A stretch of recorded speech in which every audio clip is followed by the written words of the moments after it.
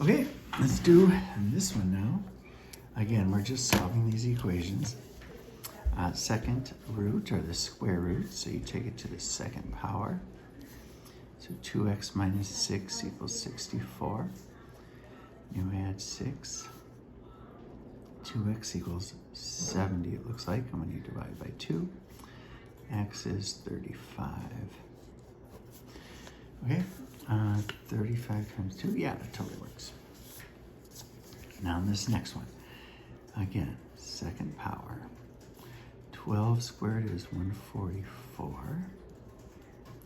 So when you divide by 3, x is, is it like 36? 48.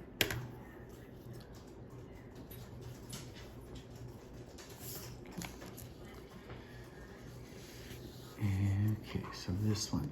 Ooh, this is another good one that we're going to have to factor with. Square both sides, you get 5x plus 24 equals x squared. Now it's a quadratic, so subtract 5x from both sides and subtract 24 from both sides. And x squared minus 5x minus 24 equals 0.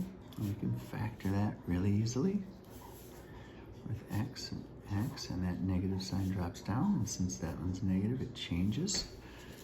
The second one, two numbers that multiply to 24 and subtract a 5 are 8 and 3, so x is positive 8, x is negative 3. And let's make sure they work.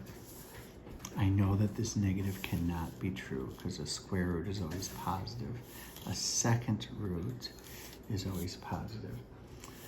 And you couldn't get a negative 3 from it. But 8, that would be 40 plus 24 is 64. Square root of 64 is 8. So this one is the only answer for that one. Okay? So before you do this one, you have to get the root alone, and that's the third root, or the 1/3 power. You divide by 3. X minus 8 to the 1/3 power equals negative 5. Take both sides, the equal sign, to the third.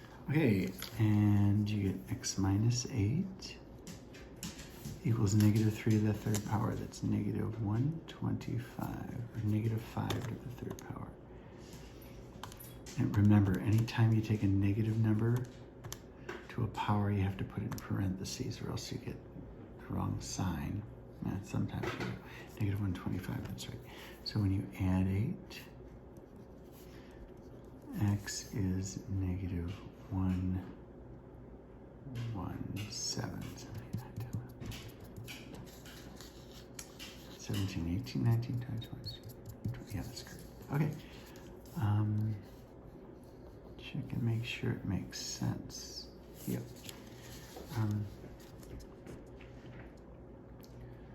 Negative 117 minus 8 is negative 125. Third root of that's 5.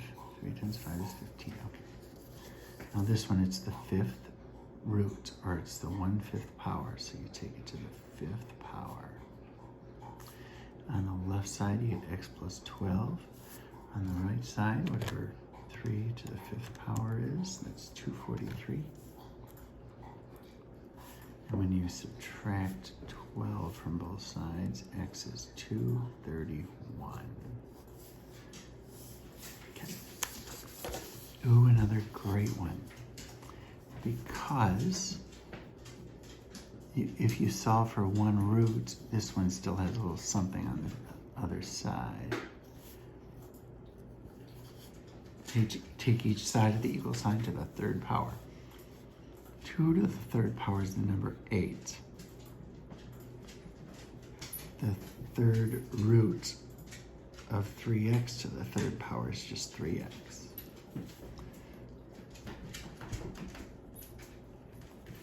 Okay, so this is 24x, and we subtract 9x from both sides. Ooh.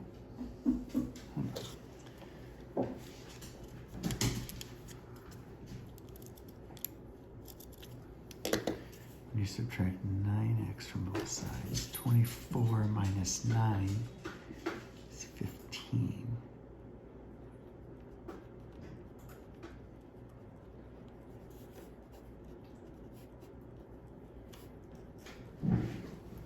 A at x is -2. Let's see if that's reality. -2 times 3. Something's funky. 24 minus 9. I should make sure I know how to subtract. That really is 15.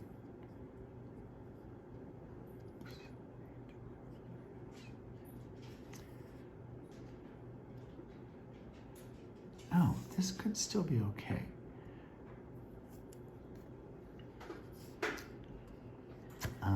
Let's plug in -2 in for x.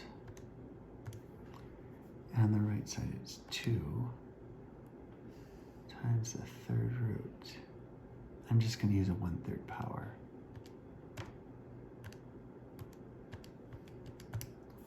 Okay, it's that number. Now the other side is 9x minus 30 to the 1/3 power. Same number, so it's the correct answer. Good. Ooh, this one's gonna be a good one. 7th root, or the 1/7 power, you take it to the 7th power. Remember, when you have a power of a power, you multiply those powers. So 7 times 1/7 is 7/7, which is 1, and that's what we want. We want x minus 5 to the 1st power, but 4 to the 7th power is not one that I know. 16,384. And when you add 5, it's x is 16,389. Yes, that's right. Now, 8th root, you take it to the 8th power on both sides. And you're just left with 5x minus 12 equals 2x plus 28. Subtract 2x from both sides. Add 12 to both sides. 30, 40. Looks like we're going to get a fraction.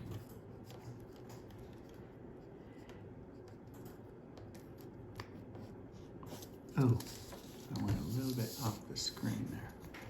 40/3.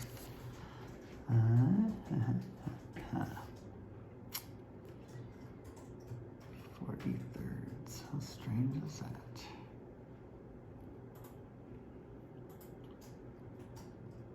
3, 40. Yeah, everything's right. Okay. Have a great day.